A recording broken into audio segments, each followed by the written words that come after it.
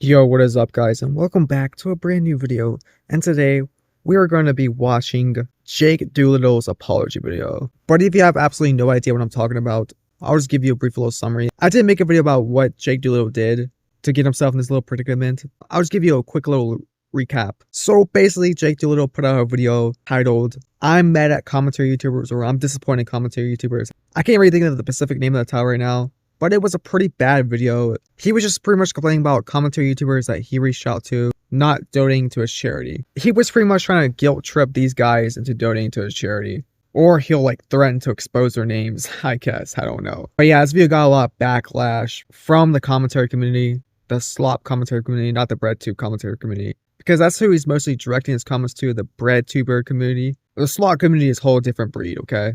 That's something completely different. But without any further yapping, let's watch this apology video. It's like 28 minutes long. Jesus Christ. Like, Mini Heart's apology video was also like 20 minutes long. What happened to keeping it 5 minutes? I feel like you just keep it 5 minutes. I feel like you don't need a 20-minute video apologizing. Just keep it short, please. Everyone, my last video sucked. Yeah, yeah, it did. It sucked a lot. I'm glad we're off to a great and honest start.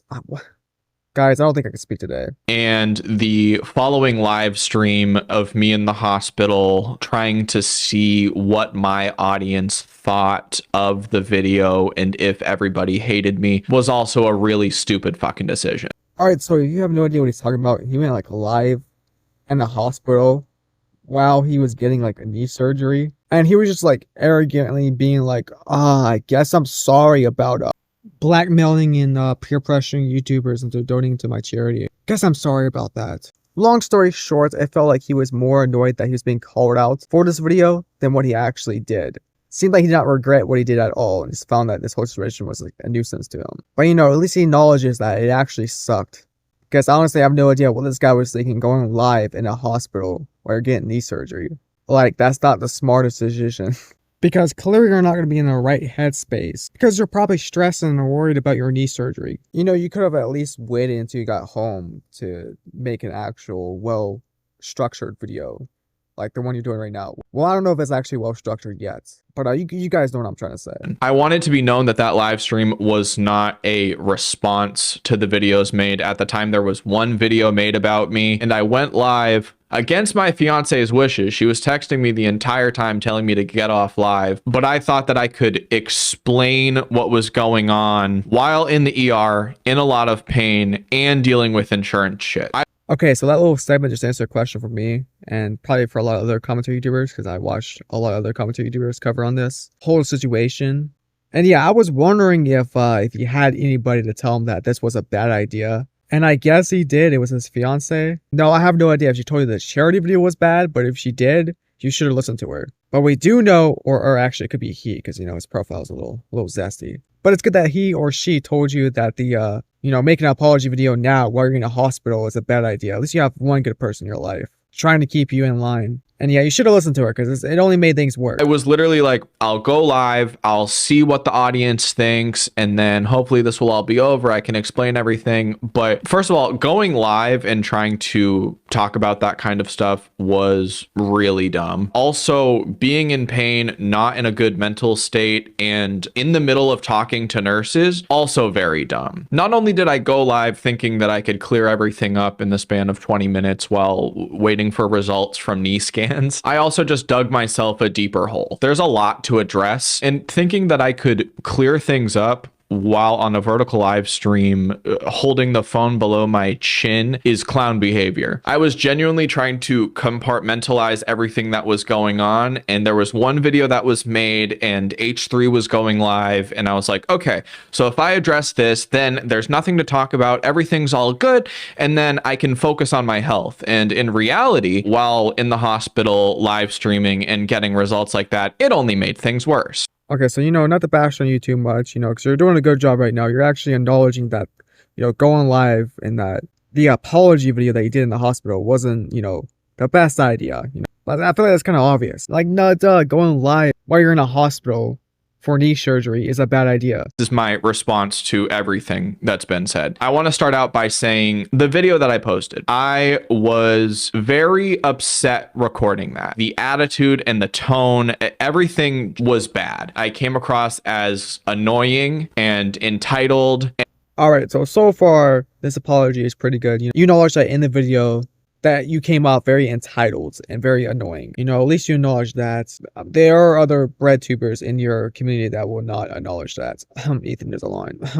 And prior to recording that day, I had been dealing with one of the first big major health scares that I've had in the last 3 to 4 years. Since I've started YouTube, my health has been somewhat okay. I've only had 1 or 2 surgeries in the last 3 to 4 years, whereas prior to that, there was a lot more and a lot more doctor appointments, and I felt much worse.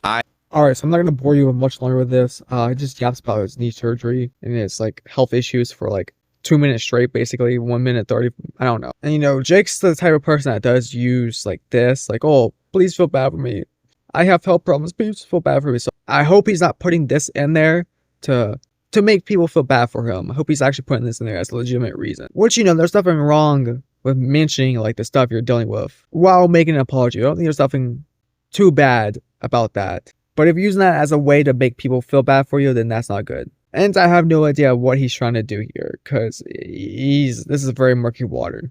Because it's either farming sympathy or actually giving a reason why he did what he did. First, I recorded that video with no notes or preparation. It was 45 minutes as a raw file, and I sent that off to be edited and thumbnailed. It came back as 15 minutes, and I dragged and dropped it into YouTube Studio, attached the thumbnail, and said fuck it, which was probably one of the worst choices I could have made, but I think that's kind of where my mind was at the time. I had also been declined for disability insurance because since I'm self-employed, I don't meet the requirements of disability insurance. That also added to my stress, because if I end up going through another period of time where I'm very sick, I don't have any sort of backup plan. Okay, so you're very stressed in your personal life. You had knee surgery going on. You just got declined for insurance. I don't know if I put that in there or not. And the charity was not going well. And also your views were kind of dropping. So pretty much what you're saying, you were very stressed out and you made a bad video. I think everybody makes a mistake, when they're very stressed out. But, you're a public figure, so I think you should, at least talk to someone, like your fiance or someone in your life. I don't know if you have much friends, but you do have a fiance.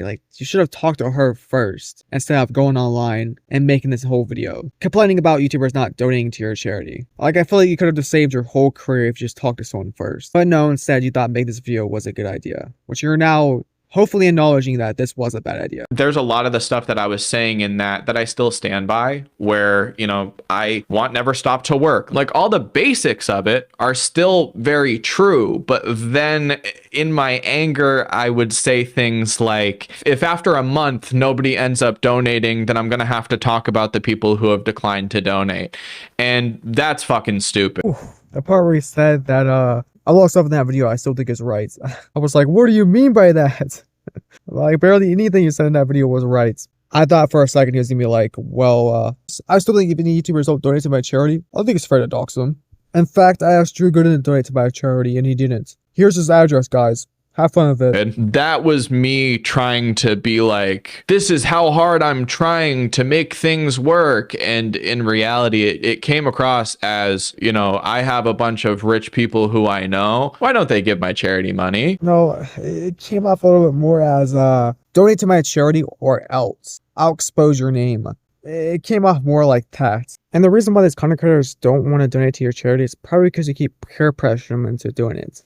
That may be the reason. I haven't been happy with the way that we haven't been able to up the amount of money given over time. And we are only getting more and more applicants, and we don't have the finances to give out more money to more people. Also, because videos that I've been posting haven't been getting views, and I'm freaked about not being able to post or make money if I have another health scare. I was like, it's something to post. It's not going to get views anyways, but I might make $100 off of it. No shade to you, but a lot of your videos do suck and are kind of boring. I mean, I know my videos aren't the greatest, okay? I know they can use a lot of improvements, but I also don't have the same equipment as you. I'm like literally recording on a phone. Like I remember watching one of his videos in the past. I remember being like super boring. I got like halfway through it and I just clicked off. I was like, this is not for me. Like I'm sure you already noticed already, but you know, it's okay to talk about you being frustrated about the charity, you know. But it's just the way you went about it, where you threatened to expose people's names. But yeah, I think that's probably it for this video. I watched like 5 minutes ahead too, just to see if there's anything else I can work with. And honestly, there's not really much else. He just kind of repeats the same stuff, like, you know, why he did what he did. Now, overall, I think this is okay apology video. It's definitely not as bad as people are saying. I don't think it's the worst ever. There are definitely worse out there. He actually does address and apologize for the things that he's done. But I just feel like 28 minutes for an apology video is just way too long. I'm sorry. Just keep it short. You're going to end up repeating yourself like 10 times, okay? Also, this comment section on this apology video is just absolutely cancer. This person said, why did you clickbait using violence against women? You especially use the faces of commentary YouTubers known for mistreatment of women. Blah, blah, blah, blah, blah. You didn't clickbait with Cody Ko, an alleged rapist. And I'm Alex, an abuser. Why would you do that, Jake? Is this person stupid? Is this person on a little autistic side? What do you mean using violence against women? What does that even mean? First of all, that's Gus Johnson, not I'm Alex. Which, you know, maybe you're getting your facts wrong because people do claim that he's an abuser to this day, which he's not. His ex-wife just exaggerated the truth and claimed that he was abusive to her, which just wasn't true. Second, he used these two because these two are canceled YouTubers, right? And he knew that it was going to get him views. Which now I'm thinking about it, I guess that's another lie he said. In the apology video, he said that he didn't think the video was going to get any views. If you didn't think the video was going to get views, then why did you put two canceled commentary YouTubers in your thumbnail? Probably because you knew it was going to get you views. But anyways, back to what I was saying. Putting Cody Ko in a thumbnail is not abuse against women. Someone else said, this is not being discussed enough. This is the worst part of it to me. How is using controversial figures the worst part? I think him blackmailing other commentary YouTubers is probably worse than this. Like, yeah, him doing this is pretty scummy. Yeah, I do acknowledge that. But it definitely isn't the worst part. There's definitely worse parts to this story. But yeah, that's it. Bye.